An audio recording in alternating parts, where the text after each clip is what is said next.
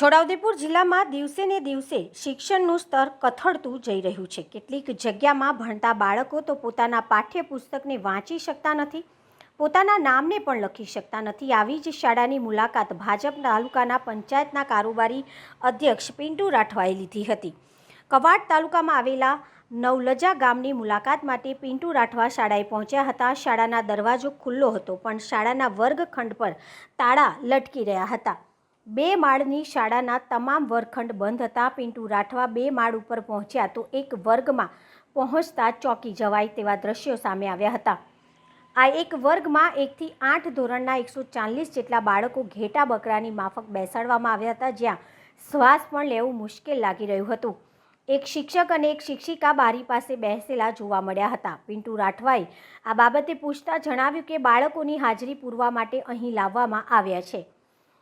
4ના મહેકમ સામે 2 જ શિક્ષક હાજર તે બાબતે પૂછતા ગોળ જવાબ આપ્યો। જ્યારે બાળકોને વાંચતા લખતા આવડે છે કે તે બાબતે ચકાસણી કરતા એક પણ બાળકો વાંચી કે લખી શક્યો નહીં। જે બાળકોને શિક્ષણ આપવામાં આવે છે તેમનું પણ જ્ઞાન ચકાસવાનું મન થયું। પિન્ટુ રાઠવાને કેટલાક સવાલો પૂછ્યા જે યોગ્ય રીતે આપી શક્યા નહીં।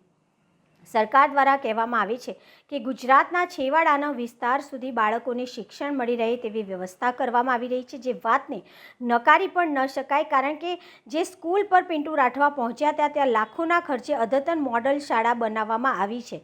પરંતુ આ શાળાની મુલાકાત લીધી તો આશ્ચર્ય પ્રમાણેની વિગત સામે આવી। 11ના મહેકમ સામે ફક્ત 4 જ શિક્ષકો હાજર જોવાયા હતા।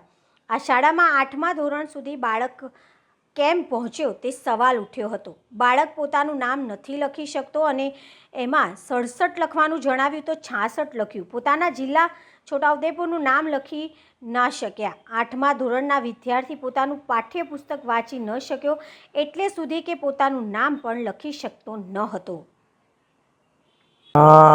કારોબારી ચેરમેન સાહેબે અમને એવું સૂચન કર્યું કે બાળકોને તમે પાયાનું જ્ઞાન આપો, બાળકોને વાંચતા લખતા કરો, પછી બાળકોને ડિજિટલ શિક્ષણ આપો, તેમજ જે કંઈ અમારી ભૂલો હતી એ અમને સ્વીકારવા માટે ભૂલો અમે સ્વીકારી છે અને અમને કીધું છે કે જે તમારી ભૂલો છે તે સુધારો। તો અમને એવું સાહેબે સૂચન કરેલું છે। કારોબારી ચેરમેન સાહેબે તપાસ્યું છે જે શાળાનું જે શિક્ષકોનું જે હાજરીપત્રક છે તે ચકાસેલું છે। પછી એક એવું પૂછેલું કે બેન છે, એક બેન છે એ પ્રજ્ઞાની ધોરણ 1-2ની તાલીમમાં ગયેલા છે, બીજા શિક્ષકો બધા હાજર છે એવું સાહેબે તું પૂછેલું, તપાસ્યું સાહેબ। એ બાબતમાં અમુક બાળકો જે ગેરહાજર રહેતા હોય છે તો બાળકોને ક્યારેક કેવું થાય છે કે થોડુંક વાંચતા લખતાનો તકલીફ પડે છે, અંક જ્ઞાનમાં તકલીફ પડે છે, એવા બાળકોને અમે પર્સનલ ભેગા કરીશ અને આવા બાળકોને છે એ પર્સનલ બધાને શીખવાડશું અને બાળકો અંક જ્ઞાન પાયાની સાક્ષરતા પ્રાપ્ત કરે એવા પ્રયત્ન કરશું સ્ટાફ વતી। અમુક બાળકોને છે આવડતું ન હતું વાંચતા છે, અમુક બાળકો છે વ્યવસ્થિત વાંચી શકતા હતા અને અમુક બાળકો છે એ ધીમે ધીમે વાંચતા હતા। હું શાળાના આચાર્ય તરીકે મારી ફરજ છે કે બધા જ બાળકોને પાયાનું જ્ઞાન વાંચતા લખતા આવડે એ મારી જવાબદારી છે, એ મારી જોવાની ફરજ છે। તમામ શિક્ષકોને હું કહીશ કે આ બાળકોને, નાના બાળકોને આપણે જે વાંચતા લખતા આવડે એ પ્રમાણે મારા પ્રયત્નો હશે। હરદાસભાઈ સુવા આપણા કારોબારી અધ્યક્ષ સમલવાટ આવ્યા છે સ્કૂલની વિઝિટ માટે, બરાબર। તો એવી વિઝિટ લીધી તો છોકરાને 1 થી 8ના છોરાને 8મા ધોરણ લગીના છોરાને કંઈ એકડા કે વાંચતા કે કશું આવડતું નહીં।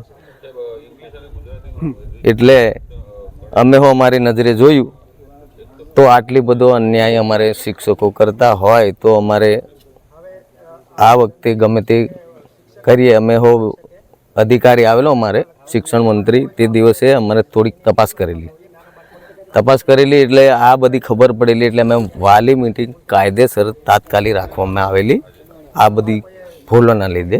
એના લીધે અમે બેહરેલા, પણ અમારે કારોબારી અધ્યક્ષ આવી ગયા અને આ બધું જોયું શિક્ષણ કેટલું નબળું, કેટલું અંદર ચાલે તે આજની તારીખે અમે જોયું એટલે અમને થોડું દુઃખ બહુ થયો છે। એટલે હવે પછી આ બધી ભૂલો થાય છે, હવે પછી માપની થાય ને કોઈ આગળ શિક્ષકો એક બાજુ અમારે શિક્ષકો બેકાયદેસર છે, બાકીના કરાર પૂરશે તો પૂરા શિક્ષકો નહીં ને અમારા છોરાનું ભવિષ્ય આજની તારીખે આપણે 8મા ધોરણના 7મા ધોરણના છોરાને જોઈએ તો આટલું બધું અન્યાય સમલવાટ આટલું બધું વિકાસની અંદર તો દેખાય છે, પણ શિક્ષણની અંદર નહીં તો પછી અમે શું કરવાના? શું નામ? રાજેશભાઈ હિતમભાઈ રાઠવા.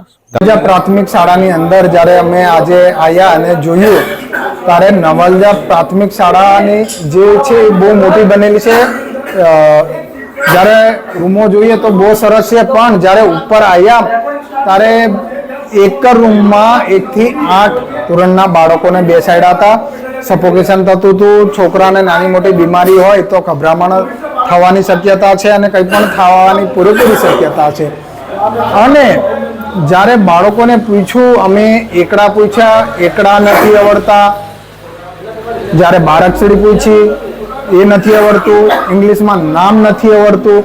શિક્ષકને શિક્ષણ મંત્રી કોણ છે, શિક્ષકને શિક્ષણ મંત્રી કોણ છે એ નથી ખબર, કે આપણા મામલેદાર કોણ છે એ નથી ખબર, તાલુકા વિકાસ અધિકારી કોણ છે એ નથી ખબર. આટલું ખોટું જો આ એક શાળા નથી પણ તાલુકાની મોટા ભાગે 95% શાળાઓમાં આવી રીતે જ ચાલે છે અને ભણતર બહુ પાછળ જતું રહ્યું છે. શિક્ષકો બદલી કરાઈને પોતાના વતનમાં જતા રહ્યા છે. જે અડધા બૈચા છે એમની પણ બદલી છે અને બીજા શિક્ષકો આવશે એટલે આ શિક્ષકો જતા રહેશે. એટલે આ તાલુકાની અંદર અને જિલ્લાની પરિસ્થિતિ જે હમણાં ચાલુ છે, જે ખરાબ સ્થિતિ છે એના એ જ થવાની છે. એમાં કોઈ સુધારો આવવાનો નથી. 144ની આજુબાજુ બાળકો છે અને 4 શિક્ષકો હાલમાં છે અને પરિસ્થિતિ બહુ નબળી છે. 1 થી 8ના બાળકોને મતલબ વાંચતા લખતા નથી આવડતું, એટલે આ ગંભીર બાબત કહેવાય.